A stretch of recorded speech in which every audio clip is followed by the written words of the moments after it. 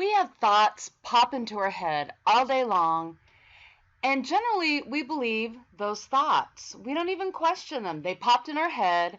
They must be true. The problem is that a lot of our thoughts are actually inaccurate, but we believe them. It's actually cause changes to our brain. They release chemicals. So if we have negative thoughts, our bodies react and we become depressed just by our thoughts. It's actually proven. If you look at this list, which I showed earlier, you'll see these are some of the thoughts. They're called cognitive distortions or negative thoughts that we may have, or as in my last video, I call them ants, annoying nonsense thoughts. A lot of these things were incorporated into the book of ANT, Annoying Nonsense Thoughts, about Charlie. So as you look it over, we can think back to that book and look at real life examples that adults or teens may have as well. I'm not going to read all this because you can read it, but all or nothing thinking, overgeneralization, discounting the positive, magnifying or minimizing things of their importance. Often we are looking at things and it's not reality, but we really believe our thoughts. So we have to kind of become detectives and try to decipher our thoughts and see if they're accurate or not. And if they're not, find a more accurate statement. Okay, so here's just some examples of all or nothing thinking and overgeneralization.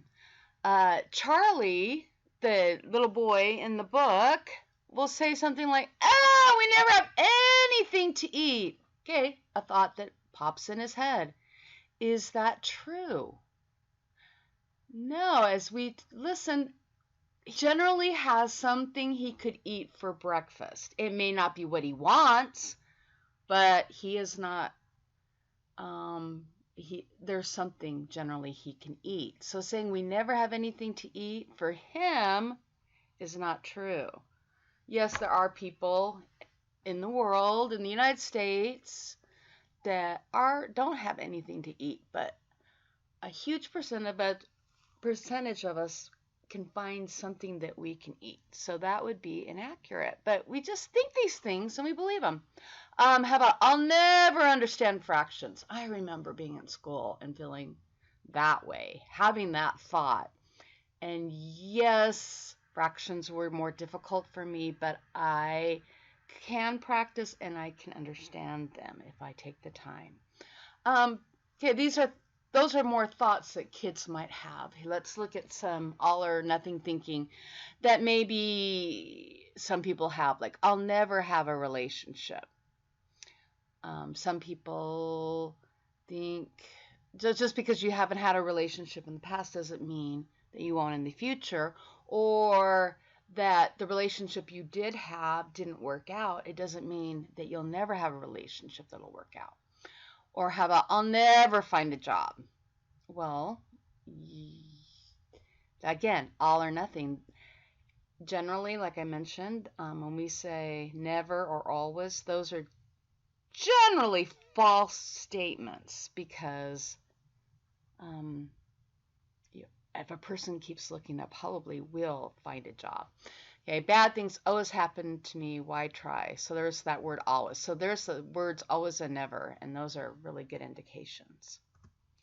Jumping to conclusions. This is something that we often do in our brains and our minds that just aren't true. So Charlie thinks, if you remember, I bet they're laughing at me. So the kids in the class were laughing. He automatically jumped to conclusions, and he was mind reading. He really didn't know what they were thinking. He projected mind reading onto them, thinking that they were laughing at him, and it had nothing to do with them. How about Jimmy must not like me anymore? Again, mind reading. Just Jimmy didn't play for him. He jumped to the conclusion, kind of read his mind without checking it out, that Jimmy didn't like him anymore. And he probably doesn't want to play with me anyway. Fortune telling. No, he doesn't want to play with me. He won't. So here's some that adults may have. Like, let's say you're in a conversation with a lot of people, and you think, oh, they all think I'm dumb because I don't know what they are talking about. Have you ever had social settings and people are all talking about maybe the latest game or politics or something, and I don't really understand what they're talking about, and I think, oh, they think I'm stupid, no, or they're not going to find me interesting. I'll have those negative thoughts once in a while. Here's one: I'll never succeed. Why try? You know, if you're going to ask somebody out, they won't go out with me anyway. Those are some really good examples. Let me tell you about my experience yesterday. As I'm going through this, I'm like, wow, I very much did this last night. I came home and I had a really bad class. One class, part of the class. I teach Mind Up, mindfulness for kids, with a lot of these similar skills. And generally, I can teach, and everyone's has a lot of fun. I have a lot of activities. I try to teach in creative ways.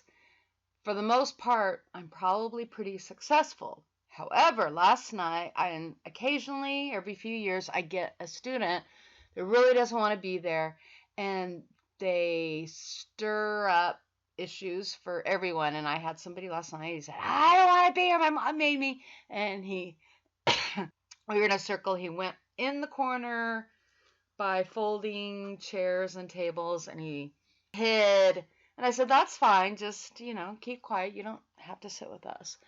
And of course he tried to get attention all throughout class, and it just stirred up the other kids, so they were talking, everyone's talking, no one would participate. I thought a good lesson, but I didn't feel like they got much out of it. It was very disruptive.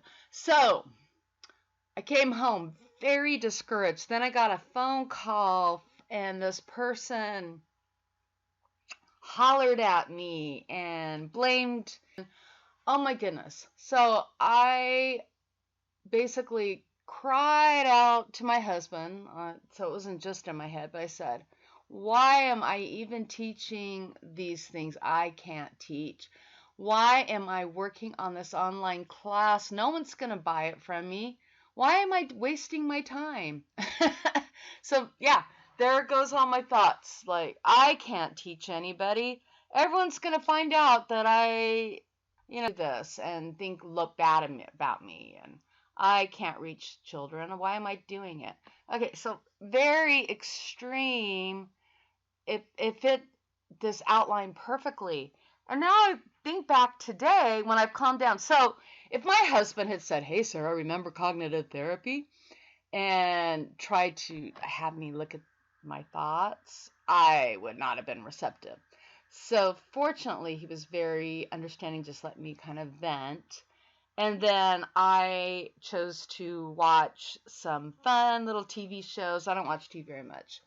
And I watched some just uplifting family shows, and I was able to calm down, go to bed, and today I'm much better. That's an example of kind of calming down my amygdala. So now I'm looking at those thoughts going, so if I'm thinking I can't teach anyone, it's like, oh, whoa, Sarah, you've had quite a few parents, adults say, hey, thank you for teaching the such and such skill. It has made a huge difference in their lives. So here I have one bad experience, and I had that, I can't teach anyone. So exactly, my other thought about this class, I don't know, I'm like, why am I even putting this time into it? No one's going to buy it. And it's like, you know what? I don't know that. I think probably a few people will end up using it, and it will help them.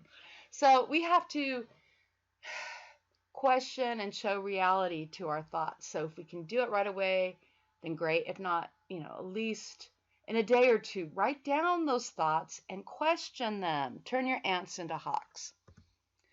Here is kind of what I would call an adult ant worksheet. Here's a bunch of ants, and it says challenge, but try to change them into hawks. So I'm able to control myself, or I'm out of control. Here's the challenge.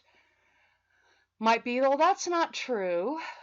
I did kind of lose my temper last night, but, earlier in the day I had this experience and I did okay.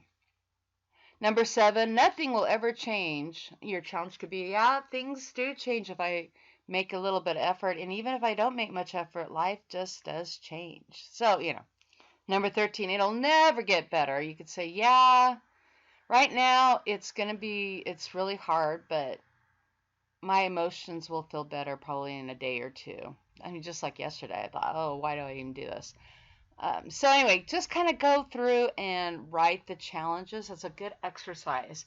And then as you think things, kind of question them. Try to see, is this real or not? Question your thoughts, because you change it just a little bit to something more realistic, and then you actually feel better. Here's my challenge. Here's an ant and a hawk, and I have some sheets that you can download and print out. And then you can go ahead and write in that little light bulb your thought, your ant, and then think of a hawk. And you can do it just like my kids. Like I've told you before, our minds think in symbols, and the symbols are a lot quicker. They communicate faster than words do. So we may think it's silly to have an ant and a hawk and to write it on an ant and throw a hawk. However, this could be very beneficial because our brains can grasp this a lot quicker than reasoning out all the time. Great idea might be to print out some ants, and I downloaded a sheet of ants and download some hawks and actually write it on there and just kind of think of that symbol. It might just be a quicker way for you to grasp this concept. It takes a while. I'm not perfect at it. Again, I told you last night I had some real bad ants, and today I can look at it more realistically, change them to hawks. I do this more and more, but all of this is the basis of cognitive therapy. And cognitive therapy has had so much research about it. I would say, as I was a grad student, cognitive therapy is what made me hopeful for all of therapy, because I would go over people's research papers on therapies that were shown to help people the most, and almost all of them, for all these various disorders, anorexia, bipolar addictions, just all these different issues that people had, it was cognitive therapy that research showed helped the most. So if we can understand it, practice it, by the research, by the brain science, it is shown to be one of the most beneficial therapies that you can learn. So take some time. You can Google cognitive therapy, work on what I've done, learn more about it, and this can make fantastic changes in your life.